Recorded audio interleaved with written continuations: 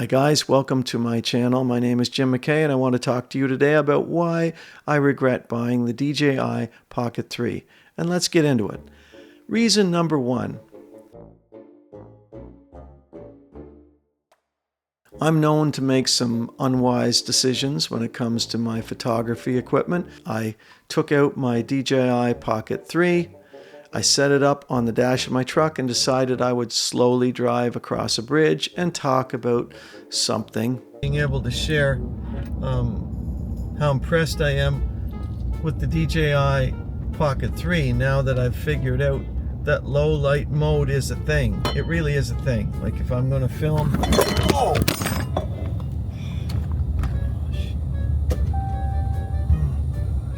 And the camera went flying, careening off of the dash of the truck.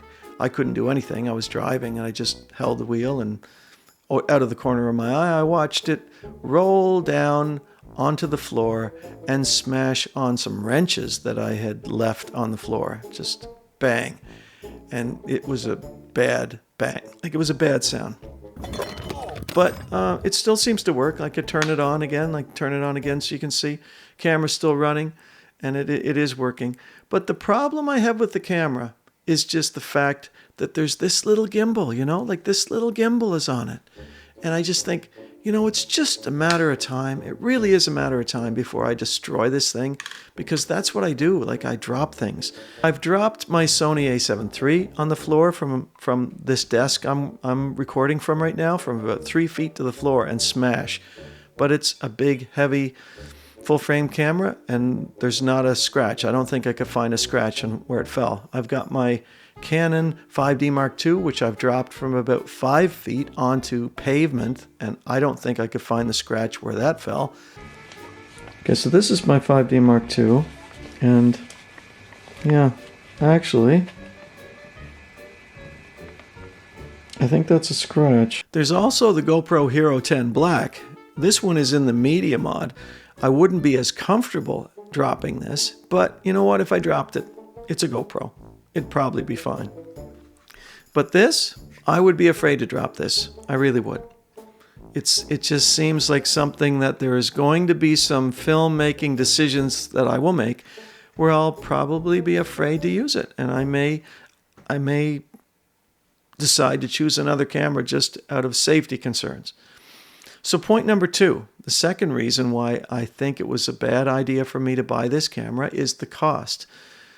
The Pocket 3 is $800 Canadian. When I add the tax in, it's north of $800. I think it was more than that. And if I had bought the combo, it's seriously close to $1,000 in Canadian money. It seems to me like I think that I should have just went with something else, or spent the money in another way, or just saved it. Point number three.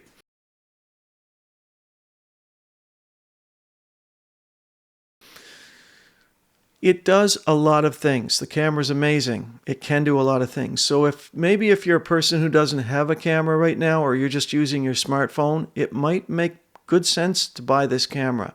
But I'm not that person. I wanted it for low light, but I also have the a7 III that I'm filming on, which is a low light beast.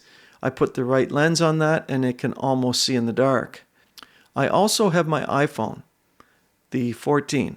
It's just the regular 14, but this also can see very, very well in the dark. It's a very good low light camera. It's not quite as good, I think, as the Pocket 3, but it's very close in most situations. So that probably was all I needed. Maybe I could have bought a small gimbal for the phone, and that would have been the right way to go. In the daytime, I did some vlogging with the Pocket 3 and my GoPro Hero 10 Black.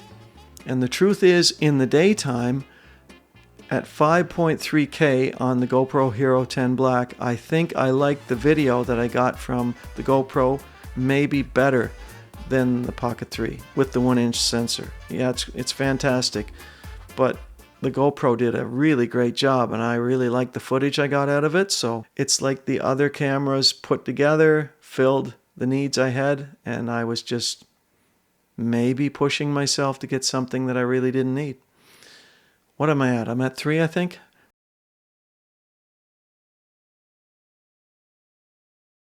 I see so many videos online about the DJI Osmo Pocket 3 recently, and it's like the algorithm on YouTube. I click on it and I watch a video, and then suddenly I've got all these other reviews about the Osmo Pocket 3, and basically everybody thinks it's fantastic. It's like unique, it's revolutionary, it's one of a kind, it's the most amazing new thing. Some of the videos that I watched might have been sponsored by DJI. Some of the videos were maybe made by fanboys or fangirls who just love this camera. Maybe some people just want to make a video and want to say good things about it. So I thought, why am I buying into all of this hype? This is kind of ridiculous. The fifth and final reason why I shouldn't have bought this camera, and I kind of regret it, is because of the process you have to go through. You have to go through this setup process, which to me seems like an invasion of your privacy. You can't just turn the camera on. For example, I've got this Canon M100 in front of me. What I want to do when I buy a new camera is turn it on and use it. Now, I might have had to set the date, but I don't even think I had to do that when I started this M100. You press the button on the top, a little green light comes on, camera turns on. If you've got the 22 millimeter lens that I have on right now, that's it. You just turn the camera on, turn it towards yourself, press the shutter button, and click. I've taken a picture. The camera is running, and that's it. Take a look at the picture. And wow, I look fantastic. Don't I look great? That's amazing. But that's not what happens when you turn on the DJI Osmo Pocket 3. It will run. You can record with it, but it gives you these requests that you need to set something up. You need to set up your account. So you have to go to your phone and you have to download an app, and then you have to sign into the DJI app. Then I'm giving DJI, this company that I've just bought a camera from, I'm giving it all these permissions. Permission to get into my photos on my phone, and I think it gets into asking about videos on my phone. It's just, I didn't feel good about it. I didn't enjoy it, and the truth is, the more I think about it, I just want to delete that app from my phone and find a way to just use this camera without it.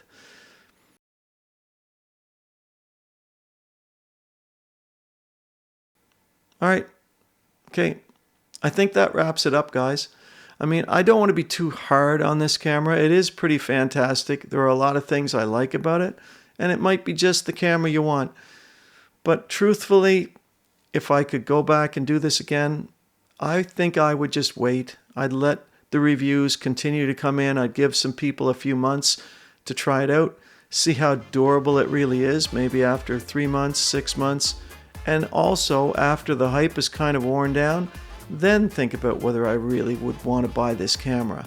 So thanks for watching, guys. I hope to see you in the next one. If you want to subscribe to my channel, I'd appreciate it. Thanks a lot. Bye-bye.